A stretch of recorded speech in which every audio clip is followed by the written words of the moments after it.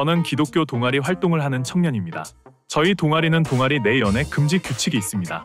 어쩌다 보니 동아리 내에서 연애를 하게 되었습니다. 동아리 모임 때마다 불편한 마음이 들어서 예배도 집중이 안 되고 자꾸 눈치를 보게 되는데 연애하는 걸 공개해야 할까요? 끝까지 숨겨야 할까요? 연하는 게 죄는 아니잖아요. 저는 뭐 기독교 동아리나 공동체 안에 뭐 여러 가지 이유 때문에 뭐 연애 금지 규칙이 있는 걸 저는 압니다. 그런데 청년부 사역자로 오래 또 사역한 저로서는요, 저는 그 원칙에 실질적으로 반대입니다. 왜냐하면 우리 인생에서 결혼이라는 건 정말 중요한 거거든요. 그리고 누구를 만나고 사느냐는 정말 우리 인생 가운데 정말 너무나 중요한 선택입니다. 그런데 우리 청년부 지체들, 특별히 교회 안에서 열심히 신앙생활하는 우리 지체들의 안타까움은 뭐냐면 남자를 너무 몰라요. 그리고 여자를 너무 몰라요. 안 사귀어 보니까 모르는 거예요. 저는 그렇게 생각합니다. 우리가 어떤 좋은 사람을 딱 만났을 때 난 첫눈에 좋은 사람 알아본다? 그리고 내가 좋은 사람이 금방 된다? 그런 거 없어요. 우리가 사람과의 관계 속에서는요, 그 관계를 맺어가면서 사람들이 저 사람이 참 좋은 사람이다, 아닌 사람들이라는 걸 알게 되는 거고요. 그리고 저도 그렇고 여러분들도 마찬가지고 그 관계 속에서 점점 좋은 사람이 되어 가거든요. 예를 들어 그럽니다. 우리가 연애를 해서 뭐 한 1년, 2년 사귀어 보다 보면 볼 꼴 못 볼 꼴 다 보잖아요. 그러면 그 속에서 내가 변화해야 할 부분들이 변해지고 이런 사람은 참 좋은 사람이다. 이런 부분 나랑 안 맞는다. 이걸 좀 알아야 되는데 안 사귀어 보니까 너무너무 모르다가 갑자기 이제 결혼 정년기가 돼가지고 어떤 사람을 선택해서 만났을 때 잘못된 선택을 하는 경우가 너무너무 많다는 거예요. 그래서 저는 원칙이요, 젊었을 때 많이 사귀어봐라. 그리고 특별히 공동체 안에서 많이 만나봐라. 그리고 되도록이면 1년 넘게 한번 사귀어봐라. 그러면 나한테 맞는 사람이 누군가, 그리고 나한테 좀 안 맞는 사람은 어떤 사람인가, 내가 바뀌어야 할 부분이 뭐고 내가 좋아져야 할 부분들이 관계 속에서 뭔가를 좀 알게 되는 그런 시간들이 우리 인생 가운데 너무너무 필요하다는 생각이 들어요. 정말 뭐 기독교 동아리 안에 그리고 뭐 공동체 안에 연애 금지, 그건 중요한 시간을 놓쳐버리게 만드는 안타까운 일이라고 생각해서 저는 반대입니다. 혹시 연애 사실을 오픈했다가 사람 일은 모르는 건데 헤어지기라도 한다면 그 어색함을 어떻게 감당할지 생각만 해도 아찔하거든요. 둘 중에 한 명이 동아리를 탈퇴해야 할까요? 저는 이제 두 가지 생각이 드는데, 하나는 뭐냐면 사귈 때 잘해야 된다. 사귈 때 잘해야 된다는 게 뭐냐면, 사귀고 결혼할 수 있는 건 아니잖아요. 사귀다가 분명히 헤어질 수 있어요. 헤어질 때 공동체 안에서 남아도 문제없는 그 사귐이어야 된다. 우리 인생에는 뭐든지 다 선을 잘 지켜야 돼요. 연애에는요, 연애의 선이 있어요. 그런데 세상의 문화는 그 연애의 선을 파괴하잖아요. 근데 우리 크리스찬 청년들도 세상의 문화를 따라가면서 그 연애의 선을 이렇게 파괴할 때가 있어요. 그러면 서로가 힘들어지거든요. 그래서 저는 우리 청년들한테 부탁하고 싶은 건 뭐냐면, 연애를 해도 좋은데 그 연애의 선을 잘 지키면서 연애를 하면 헤어져도 문제가 되지 않을 거다라는 생각들을 좀 하나 하게 되고요. 또 한 가지는 그래요. 그 공동체 안에 연애하는 커플 말고 다른 청년들한테 말씀드리고 싶은 건 뭐냐면, 너희들도 그럴 수 있다. 그렇기 때문에 그렇게 연애에서 깨진 커플에 대해서 받아들일 수 있는 넉넉한 마음, 품이 그 공동체 안에 있어야 된다라는 생각이 들어요. 교회는요, 누구나 와야 돼요. 그렇죠? 결혼해서 이혼한 커플도 와서 받아주는 곳이 공동체여야 되고요. 세상에 어떤 죄로 인해 힘들어하는 사람들도 교회 공동체에 오면 받아주는 공동체가 진정한 교회 공동체잖아요. 그런데 연애하다가 깨진 커플조차도 못 받아주는 공동체다? 하나님이 원하시는 공동체일까요? 그러면 안 된다고 생각해요. 그래서 연애하는 분들도 참 중요하지만 그 연애하는 커플들을 바라보고 그들을 품는 공동체, 정말 중요하다고 생각합니다.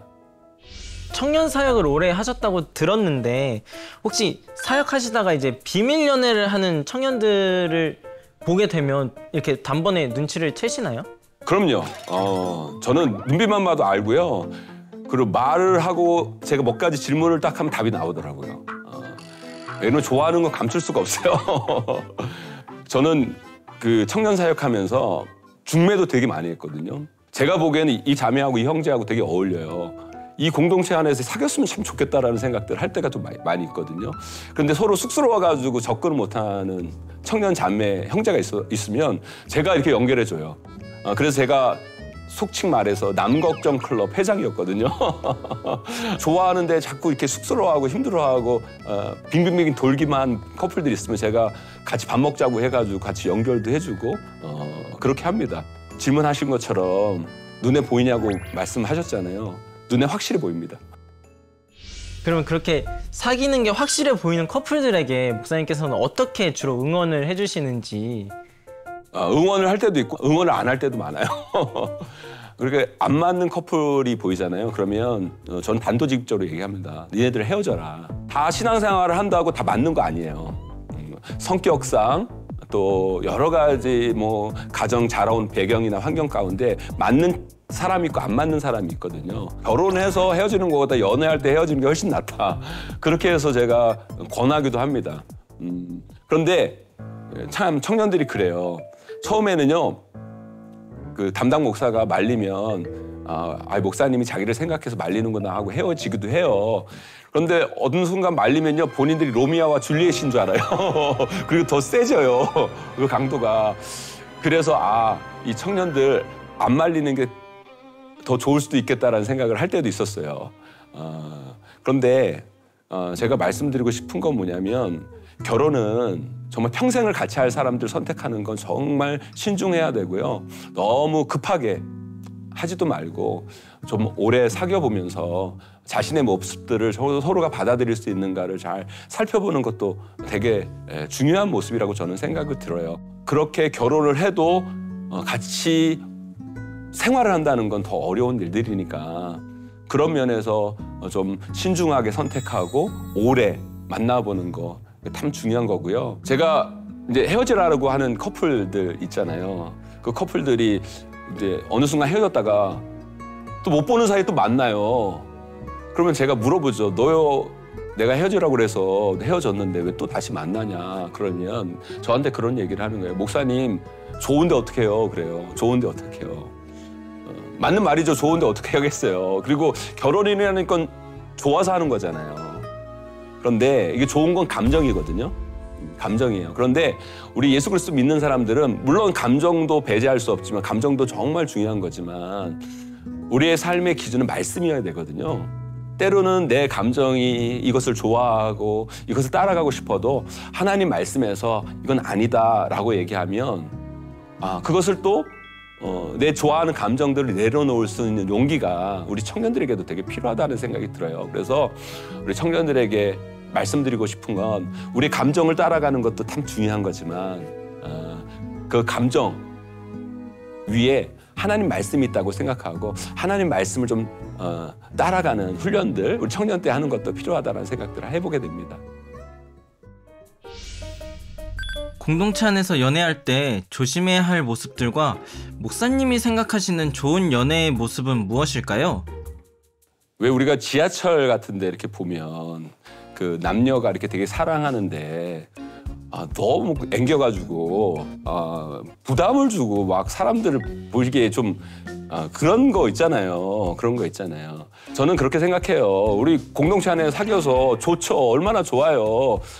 그러면 개인적인 만남 통해서 그 좋은 거 표현하면 되는데 공동체 안에서 사실은 솔로들도 많고 그죠? 나도 연애하고 싶다는 사람들도 많은데 거기서 굳이 그렇게 너무 티를 내고 너무 좋아하는 모습들 보여가지고 위화감을 조성할 필요는 없잖아요. 그런 부분들 좀 염두에 뒀으면 좋겠고요. 또 한 가지는 이런 거예요. 진정한 사랑은 둘만의 사랑이 아니거든요. 그 둘만의 사랑이 더 커지는 사랑으로 나아가야 돼요. 그러니까 이 둘의 사랑이 공동체를 살리는 사랑으로 가야죠. 그래서 공동체 안에 딱 연애했을 때 뭐 그렇잖아요. 연애하면 같이 만나야죠. 또 같이 또 뭐 밥도 먹어야죠. 영화도 봐야죠. 또 놀러도 가야죠. 그러다 보면 우리 공동체에게 그 사랑을 나누는 거, 서로의 사랑을 표현하는 거에 대해서는 시간을 많이 할애하지만 이 공동체를 살리는 그 사랑에 대해서는 조금 또 소홀할 수도 있잖아요. 그러지 마시고 저는 그 둘이 사랑하는 그 사랑의 모습들이 공동체 안에서 더 큰 사랑으로 나타나면 더 좋겠다라는 생각이 들어요. 그래서 모임에도 둘이 더 열심히 참여하고 또 봉사에도 더 열심히 둘이 참여하고 또 둘이 할 수 있는 공동체 안에 많은 일들이 있잖아요. 그것들을 더 많이 감당해 나가면 참 좋겠다라는 생각을 해보게 돼요. 그렇다면 목사님은 공동체에서 사모님을 만나셨나요? 저는 공동체에서는 안 만났는데 공동체의 자매가 그 자기 대학 기독교 서클 후배를 소개시켜줬어요. 저는 연애를 생기고답지 못하게 연애를 많이 못 해봤어요. 그래서 제가 더 하라는 얘기를 한 거예요. 죄송합니다 이런 말씀 드려서. 근데 그 이유가 뭐냐면 이런 거였어요. 저는 그 신학생이었거든요. 그리고 제가 내 목사가 될 사람이었어요. 그때 사귀어서 이 사람 괜찮다, 사귀어야 되겠다 딱 만나면 그냥 사귀면 되는데 그냥 사귀지 못하고 이런 생각을 하는 거야. 이 사람이랑 결혼하면 어떻게 되지? 이 사람이 사목감으로 맞는 사람일까? 라고 생각을 해버리면 갑자기 마음이 너무 무거워지는 거예요. 그리고 갑자기 접근하는 마음들이 접근이 안 되고 갑자기 점점 멀어지는 그런 거예요. 그러니까 조금 사귀려다가 결국에는 그 자매가 오빠는 나를 안 좋아하는 것 같아. 그리고 헤어지는 경우들이 꽤 있었어요. 제가 연애를 하면서. 그래서 제가 오히려 되게 많이 못 사귀고 결혼을 해가지고 제가 우리 아내한테 너무 미안한 게 저는 남자 셋인 가정에 막내 아들로 태어났거든요. 그리고 우리 아내는 딸만 넷인 집에 셋째 딸로 태어났어요. 그러니까 남자의 문화와 여자의 문화가 만나서 결혼을 딱 했는데 진짜 뭐 폭탄이 터지는 줄 알았어요. 그 남자와 여자는 너무 다른 거예요. 저는 그 성경에서 그 사랑은 오래 참고라고 나오잖아요. 근데 저는 이해를 못했어요. 결혼하기 전까지는. 아니 사랑이 얼마나 좋은 얘기들이 많아요. 그죠? 우리 가요 들어보면 사랑에 대한 얼마나 달콤하고 아름다운 말들이 많은데 왜 성경은 사랑을 얘기하는데 사랑은 오래 참고라고 얘기했을까? 저는 이해가 안 됐거든, 결혼하기 전에는. 그러니까 결혼하고 나서 너무 이해가 됐어요. 사랑을 제일 잘하는 사람이 어떤 사람이냐? 오래 참는 사람이 사랑을 잘하는 거예요. 그래서 저는 아까 말씀드린 것처럼 결혼 생활을 잘해야 여러분의 인생이 정말 행복하거든요. 그러기 위해서는요. 형제는 자매를 좀 더 알아야 돼요. 그리고 자매는 형제를 더 알아야 되면서 그러면서 내가 사람이 되어 가야 돼요. 그리고 서로를 이해하고 서로를 참아줄 때 행복한 결혼 생활이 되거든요. 연애를 통해 그 과정들을 조금 해봐야 돼요. 참는 과정. 그것도 오래 참는 과정들을 연애의 시간을 통해 해야 됩니다. 그래야 여러분의 삶도 행복해지고 결혼 생활도 행복해질 수 있습니다.